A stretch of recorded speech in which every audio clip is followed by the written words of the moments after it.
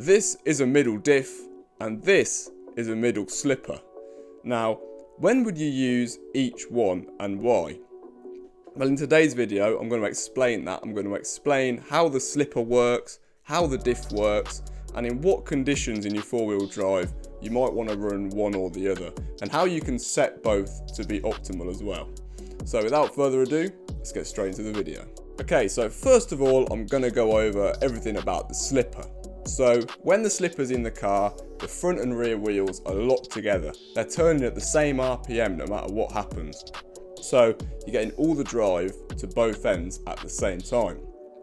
Now, obviously with the slipper, you can set the tightness. And the way we do that is we start off by setting it to the manual if you've built a new one, which is 2.1 millimeters between the collet and the back of the outdrive. Then you'll put it in the car and we hold the rear wheels, turn it on, and we just pull the trigger and rev the car, and just until the front wheels come off the floor, that's how tight we set the slipper. So just as the front wheels just pick up, that's about as tight. You don't want it wheeling over the back or anything, but that's how we set the slipper. Now secondly, we've got the center diff. So how does the center diff work? Well, with the center diff, obviously you've got gears, and the front and rear are not locked together anymore. They can turn at different rates, and obviously the front wheels can spin more than the rear, or the rear wheels can spin more than the front.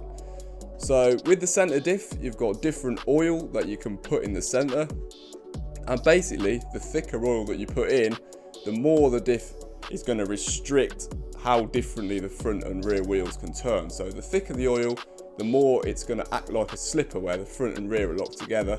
And if you have really thin oil, obviously they can move very differently, the front and rear, without much resistance. So that's pretty much all you need to know about how the diff works. Okay, so the benefits of the center diff. Well, the diff, obviously it can turn, it allows the front and rear to turn at different rates. So this can be good, like sometimes in hairpins and things, even on high grip situations, it can feel like the car just flows a lot nicer around tight corners because the front and rear can turn at different rates. And also, coming out the corners, it's going to keep the rear end much more in check because it's going to send more drive to the front wheels because they're easier to spin. So you don't get as much drive to the rear, but that keeps the car in check and keeps it in a nice straight line and easy to drive around sweeping fast corners.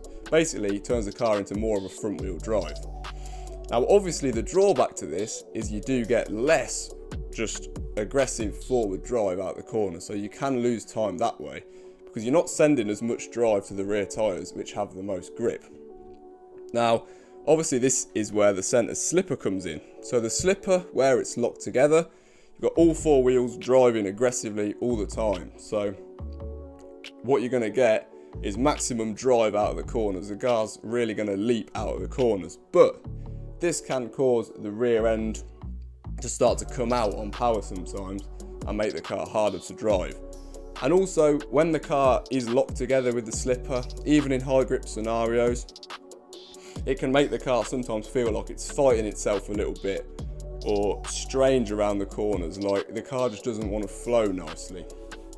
So it's one of those, it's kind of a different feel, but usually the slipper is faster, but it's a little bit harder to drive. So that's the thing. But obviously with the diff, you can tune the thickness of the oil to come as close or as far away from a slipper as you want to. So if really it's high grip and you're losing drive with the diff, you can feel it, then you could just up the oil on the diff. But I would say once you get to about 500,000, like 500,000, then really, if that's still not enough and you've still not got enough drive, then you want to go to a slipper really. Okay, so when would you use which option? When would you use the slipper and when would you use the diff? Well, the general rule of thumb is if it's lower grip, like wet Astro or dirt, then you're going to want the center diff. And if it's higher grip, like high grip Astro or carpet, then you're probably going to want the slipper. Sometimes though, this rule doesn't quite work. Like we've had scenarios where we'll be running on like a lower grip Astro track and that can sometimes be where you really need the drive, and you lose a lot of time with the centre diff because it's lower grip. You need all the drive you can get. So sometimes if you're not worried about the rear end stepping out, you've got enough grip, you can get away with the slipper on lower traction. And sometimes the opposite can occur. If it's high grip and you've got way too much drive than you need and your car feels a bit edgy in the corners, sometimes you can get away with a diff. Just makes it easier to drive. You've got more drive than you can deal with anyway, and it can help you out. So sometimes it can kind of work the opposite way, but generally if it's low grip, like really low grip, you are going to want the diff. And if you're on carpet, really high grip, you are going to want the slipper. Now, the other thing to think about is what front tyres you're running on the four-wheel drive. If you're running a front tyre with a lot of drive, say you're on Astro and you're running a spike front tyre, generally you can stay on the diff for a lot longer than you would have done if you're running, say, like a cut stagger, like say you're running a wide stagger or something. You lose a lot of drive with the diff because you're sending drive to those front tyres which don't have a lot of drive themselves. So you have to think about what front tyres you've got on. Say we're running mezzos both ends, we often stick with the centre diff on Astro for quite a while, and you get away with it because you have enough drive from those front tyres.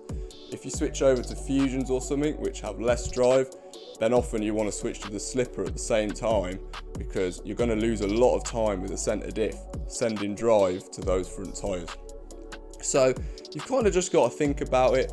I know a lot of drivers do prefer the diff because they find it easier to drive, but if you're looking for that last bit of pace, then most of the time the slipper is going to give you it. So it's one of those things, you've definitely got to have both in your box, I'd say, if you're racing on different conditions each week. And yeah, you've got to have a play around. So I hope this video helped you guys. I hope you enjoyed it. And if you liked it, then subscribe and like the video, and we'll see you in the next one.